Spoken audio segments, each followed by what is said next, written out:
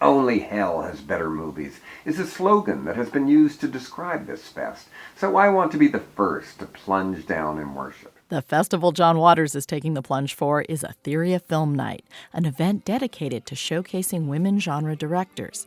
And I'll be speaking with its programmer, Heidi Honeycutt, about the festival and the female perspective in film.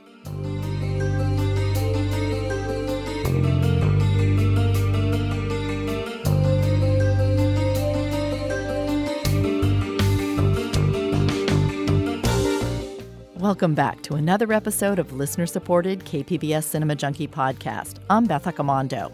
Today, I have a two-part podcast dedicated to the female perspective in film. Here in part one, I'll look to Etheria Film Night that takes place June 29th in Hollywood. And in part two, I'll explore the film Ophelia, which reimagines Shakespeare's Hamlet from Ophelia's point of view. I'll be speaking with its director Claire McCarthy, as well as Lisa Klein, author of the novel the film is based on. Founded in 2014, Etheria Film Night is a showcase of horror, science fiction, fantasy, action, thriller, and dark comedy, all directed by women, and for an audience that includes producers, managers, showrunners, distributors, and genre fans. Etheria says its goal is to put the women directors who want to make genre films and television in front of the people who want to hire them. Etheria is hosted by American Cinematheque and takes place at the Egyptian Theater. Okay, let's get this short break out of the way so I can get down to talking about the female perspective with Heidi Honeycutt. Putting on a film festival is demanding work, so I was lucky to catch Etheria's Heidi Honeycutt on the phone just outside the Egyptian Theater in Hollywood, where she decided to risk the noise of Hollywood Boulevard over that of the construction inside the theater. Yes, I am. I'm actually right outside the Egyptian Theater on Hollywood Boulevard.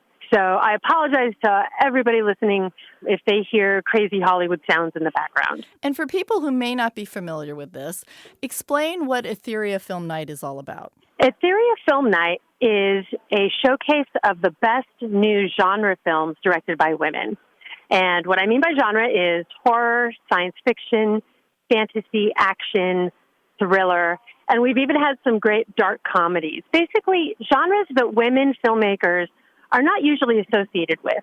And that when you hear a big news story about women directors, it's usually the films in these categories that women are not being hired for, like big budget Marvel films, Blumhouse horror films, stuff like that. So these are genres that we think are just the most fun genres, like across the board. People love seeing comedy. People love seeing horror. And there are women filmmakers who are really good. And they want to be making those, they want to be directing films and shows in that genre. And we show them so that nobody has any excuse to say they don't know where to find a woman director for a project like that. And give us a little history on Etheria. When did you guys start, and what was kind of the impetus to get this going? In 2007, I actually co-founded a really small horror film festival for women called Viscera with a woman named Shannon Lark. And we were a super small festival. We just wanted to show films by women that were horror. And, I mean, we didn't know what we were doing, and we did it out of the blue. We couldn't find very many films because this is back in 2007, and it was a lot harder to find women making films those days. And, you know, we did it a couple of years, and it grew and grew and grew. In 2013, we ended Viscera, and I was not done by a long shot, because this is what I do and this is what I love to do, is to find this content, play it for people who love it, and help get these artists' work out there.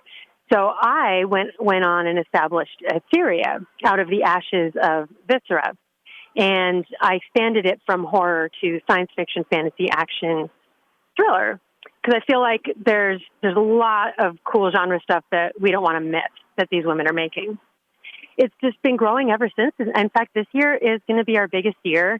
We have Blumhouse and Shudder and Fangoria on board as sponsors. We've got a great red carpet planned in this awesome, classy courtyard in front of the Egyptian, where, like, back in the day, Douglas Fairbanks would do his walk down the red carpet, stuff like that. And our films, I think the films are amazing. And we're also showing a feature this year, which is something we've done in the past, but we usually don't show a feature. But this year we're showing a film by Gigi Saul Guerrero, and her feature film is called Culture Shock, and it was made with Blumhouse and Hulu, and it's actually going to air on Hulu as part of the Into the Dark series after it screens here at Etheria.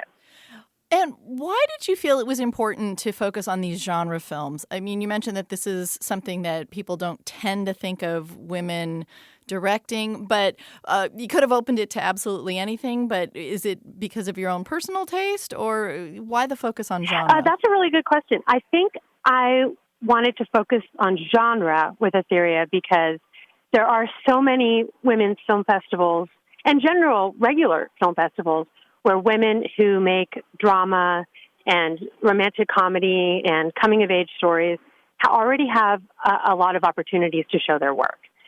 I think that women who are making these kinds of more intense and perhaps sometimes more subversive content, more violent content, maybe don't get the reception that they deserve at women's film festivals. So there are a lot of amazing genre film festivals in the world, and most of them always have a woman director. But it's usually like 2 or 3 women directors for every 7 or 8 male directors. And I don't think it's a deliberate thing where they're not selecting films by women. I think women are discouraged from submitting their work more. And I think that there are just way more men in general making films still, so that this pool tends to skew towards male directors always. Etheria is a way to isolate the films that are directed by women, and not only that are directed by women, but that are like the best of the best films directed by women in those genres this year. And I feel like it's important for our audience to have a place where they can go see that, where these particular artists are not lost among the rest of these festivals, and where they're not subjected to stereotypes about the kinds of films that women are good at or should be making. And in the course of running both Viscera and Etheria, have you been inspired or impressed by the amount of films that are now coming out compared to where it was 10 or more years ago? Yes. I'm very impressed with the number of films directed by women in general that are out that people have access to and can see, and also the number of genre films directed by women. It's just gone up every year. I mean, I became interested in this topic in probably 2004. I think was when I decided that I wanted to follow the trends. I wanted to see which women were making horror films. I wanted to see where those films are shown and find out more about these people and their art. So I consider all of them artists. Anybody who makes a film is an artist, and I think art is one of the most important things in our culture. And people who work hard deserve to be recognized. And it's just amazing to me to see how many women have found their voice, who have decided to take chances and make films that prior to the 21st century were looked on as very unusual for a woman to want to make. You know, women, if it's in the 1980s, there were women directing horror, but it was like, wow, why would a woman do that? Or we can't have a woman direct that. She won't know what to do with all the violence. And it's great to see that attitude change so drastically to now where you have women, major big budget women directors making Marvel films and doing episodes of The Walking Dead or other big popular genre stuff that they would not have been considered for before. It's especially fascinating and honestly heartwarming to see the way that audiences have changed their attitudes towards women filmmakers and women directors of horror, of sci-fi.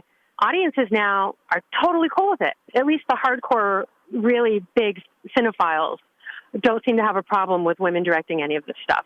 And in fact, they really support it and they're into it, and they'll come to stuff like Etheria. There are a couple other really great festivals for women making genre. There's one in Atlanta called the Women in Horror Film Festival. There's Final Girls in Berlin. There's a couple more too. There's Axe Wound, which is all horror. And these places keep cropping up, just like Etheria, because people want to see it. People want to be exposed to new things and cool things and find new artists. And people like niche stuff, too. And it's especially wonderful to see the attitude of men in the film industry change towards women filmmakers. I think a lot of the older generations, people older than us, had some things in there when they were in their prime that we no longer have. There's elements of racism and sexism that I think are just not a part of who we are today. And that reflects in art and in the attitude of the film industry. So you have shows about gay people, and you have women directing them, and you have people of color starring in them. And, it's a whole different ballgame, and I think it's beautiful. And I love that every year it just gets better. I'm curious, for your festival, is the requirement that the filmmaker be a woman or that it just be a story revolving around women? What are you looking for in terms of the films you're programming? So Etheria only screens films that are actually directed by a woman. And we pick directors because we feel that it's such a crucial element of any film. And of course, producers and writers and actors are also very, very important. But there are so many women making stuff now that if we were to open it up to women, producers, writers, we'd have thousands and thousands of films to show every year, and we can't. We only have one night. So by limiting it to directors specifically, we can make it a more manageable pool from which we select, and we can also show these films to people that are looking to hire directors. So a lot of people that come to Etheria, a lot of people that are our judges are showrunners or managers, or they're in development at different companies, and they have an interest in finding new talent for specifically to direct. And what's popular all the time is genre. And, there's lots of sci-fi and fantasy and all kinds of great stuff on TV right now, and they need directors for that, and they need directors who know what they're doing. And they're also, there's also a consciousness now about, hey, wait, maybe we should hire more women. They have to be qualified and they have to be good, but maybe we should be more open into our pool of hirees. And Etheria is a way to open up their pool so they can find directors that are really, really good. We've vetted all the films for them. We've found the best of the best, and we're going to show them directly. And hopefully with the long-term goal of getting these women jobs in the fields that they want to be in and directing the type of style that they're best at and that they love the most. And I wanted to talk to you about that because you do talk about that on your website, the fact that you have people coming to the festival who are looking to hire. How difficult was it for you to kind of build that part of the audience and that part of the judging committee that you put together? Very hard, because when you come out of nowhere and you're just a person, it's very hard to get people to take you seriously. First of all, anywhere, but especially in Hollywood. If you're not part of a huge company or a friend of a celebrity or whatever, it can be a lot harder to get people to see what you're doing and take it seriously. And that's just the way it is. And everybody's experienced that. But for film festivals, it's the same. It's an issue of the quality of filmmakers that you have. How do you attract those filmmakers? And then how do you attract the people that want to hire those filmmakers? So I am lucky in that I come from a journalism background, and film journalism in particular. And I have written for a lot of horror publications. I've done a lot of work with PR companies that are working for big studios and their new releases. And over time, I've ended up having access to some people that probably I would not have had access to otherwise. And that has helped a lot. I'm also very good at pestering people. So I seek out specific people that I think will like these films and have add some kind of value to the fact that they were shown this film. My hope is that Etheria is a venue for these filmmakers to get their work out there, but also for these people who want to hire them to find them in a giant sea of millions and millions of filmmakers.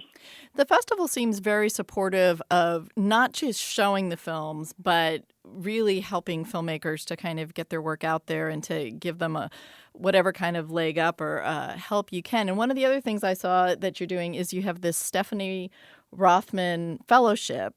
And what I like about that is that, one, it offers something to a young and upcoming filmmaker, and also it reminds us of some of these women. She worked with Roger Corman and directed, we just saw Student Nurses at the TCM Film Festival, but reminds people of some of these women who have blazed the trail before. Yeah. Stephanie, honestly, is amazing. She doesn't know it, but she's amazing in that she was the first woman to direct what we would call a modern horror film. She was the first woman hired by Roger Corman, and he ended up hiring a whole bunch of women, still does to this day.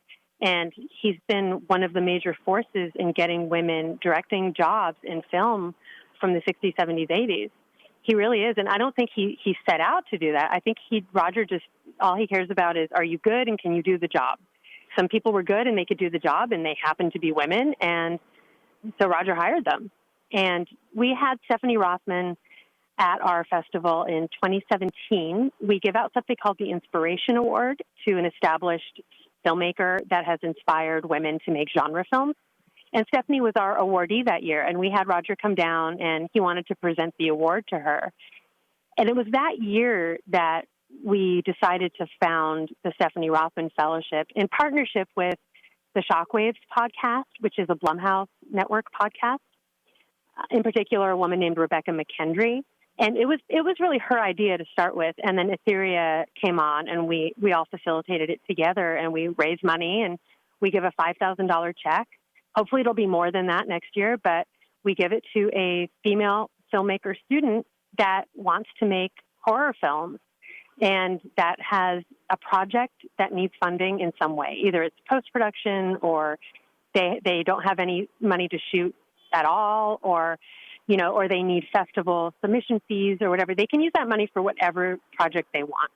But it's just one little step to help them. And you know what this reminds me of? I've been thinking this whole conversation, why do I do that? Why is that? Why, what would compel a person to spend their life helping other people get jobs when, and when you're not their manager. And I think the fellowship is about this for me too. It comes down to, when I was younger, I think if I had a leg up in any way, or encouragement, or someone had just stepped in and helped me in some way that was a little out of the ordinary, it would have made such a huge difference in my life and in my expression as an artist. And I never had that. And I want to give that to other people, because I think that's unfair. And I love seeing people that really deserve it get the recognition that they deserve.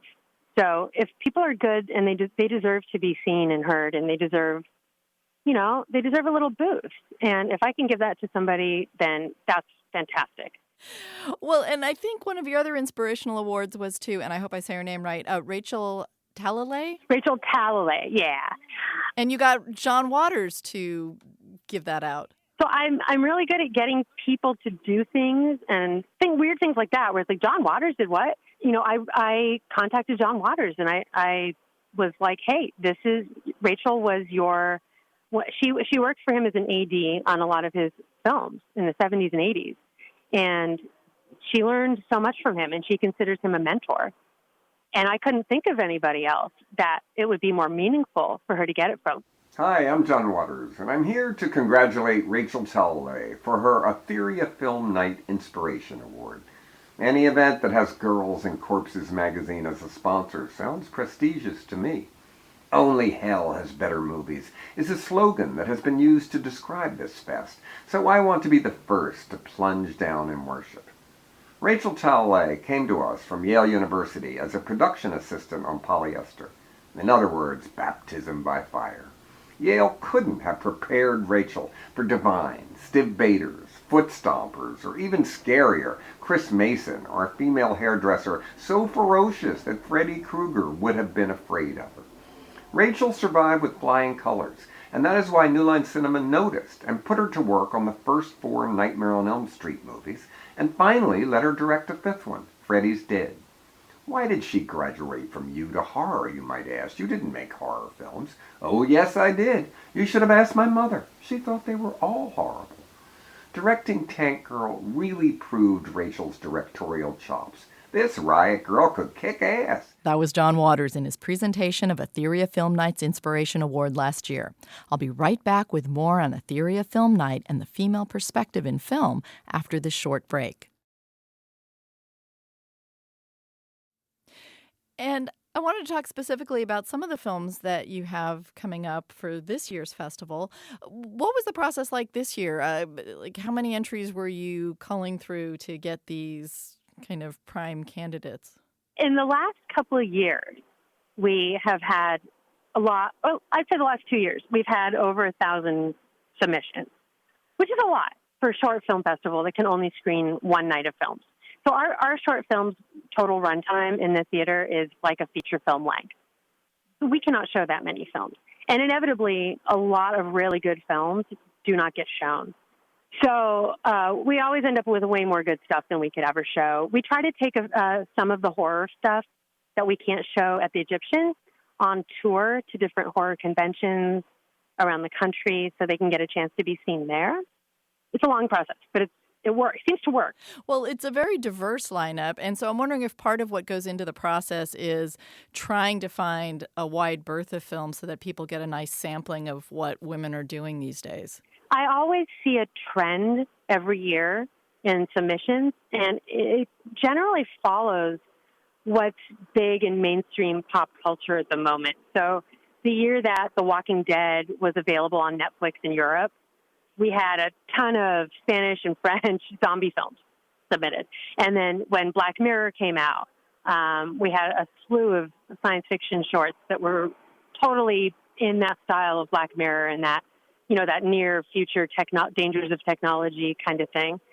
And I think that people making films tend to make films that remind them of stuff that they like. So I think people watch Black Mirror, people watch Walking Dead, people watch these horror films, and they're like, that's awesome. I can do that too. And that's where a lot of these trends come from. I want to say we do get films that are uniquely female, as in like the female experience. Last year we had a film called Ovum by Sydney Yu, and it's about a woman in the near future. It's very Black Mirror-y, and it's about the process of getting an abortion in the future. And it's about what's reasonable and what's unreasonable in terms of the hoops that you have to jump through as a woman to get an abortion in the United States. That's a very female story. And it just so happens to also be an amazing film and also science fiction and works perfectly with our lineup.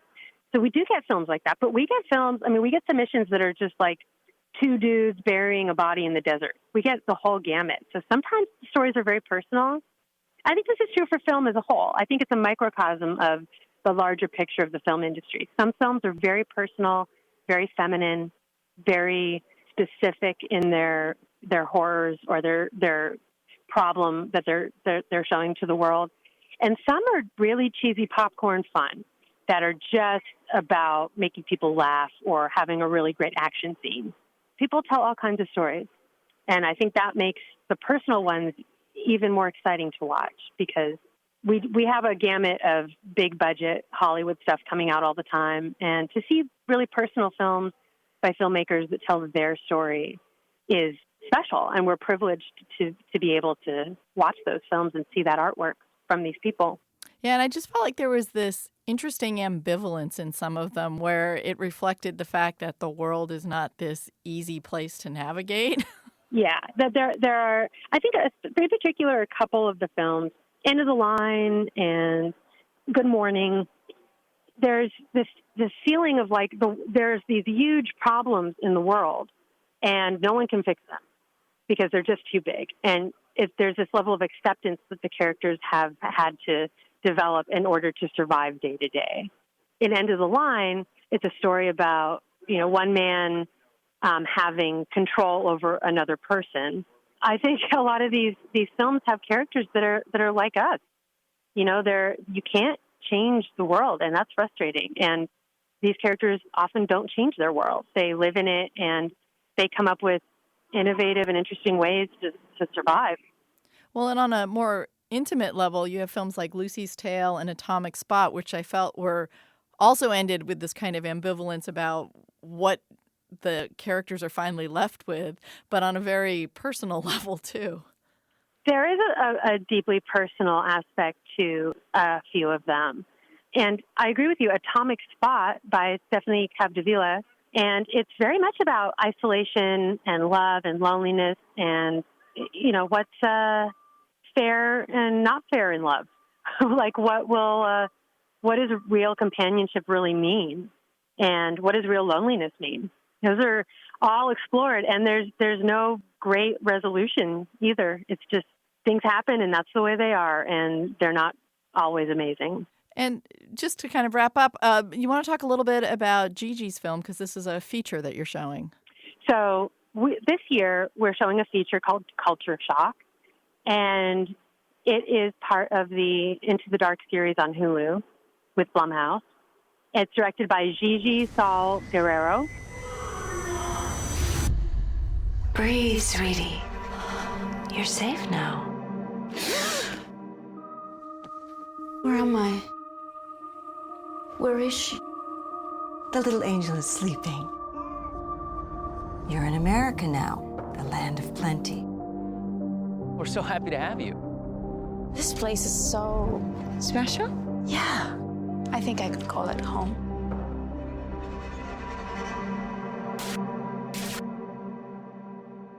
Hay problema.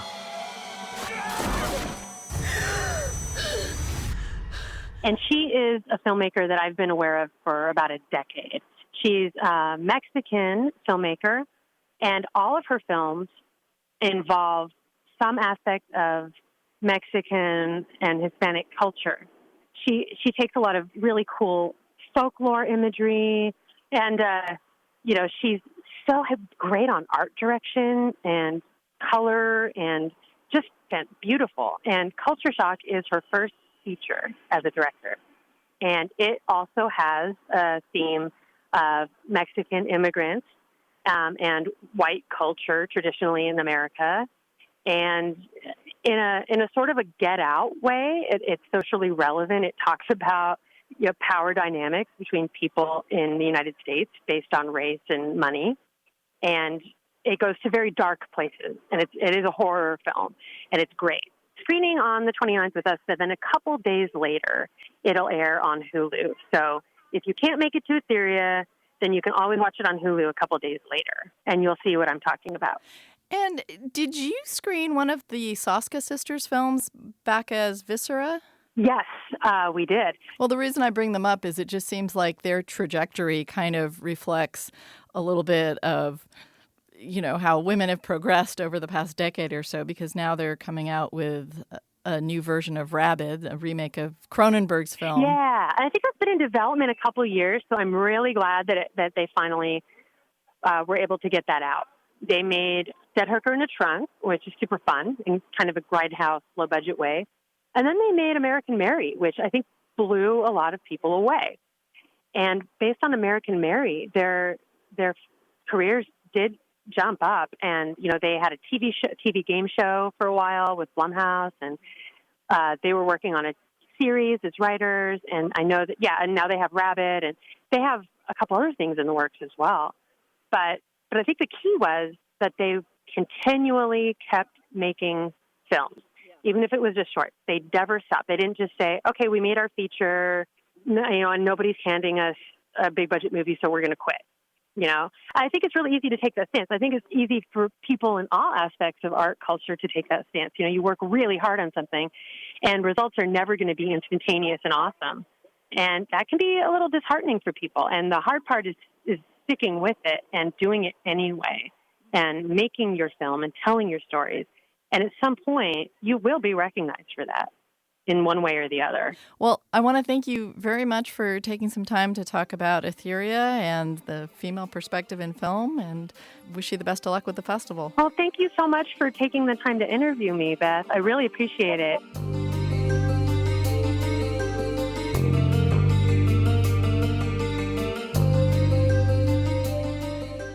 That was Etheria Film Night Director of Programming, Heidi Honeycutt. This year's event is Saturday, June 29th at the Egyptian Theater in Hollywood. Check out part 2 of this podcast on the female perspective. It focuses on the film Ophelia, starring Daisy Ridley and Naomi Watts, and it opens this weekend. Cinema Junkie comes out every other Friday, and you can subscribe to it on iTunes or any of your favorite podcasting apps. Plus, you can find it at kpbs.org/cinemajunkie. Till our next film fix, I'm Beth Accomando, your resident cinema junkie.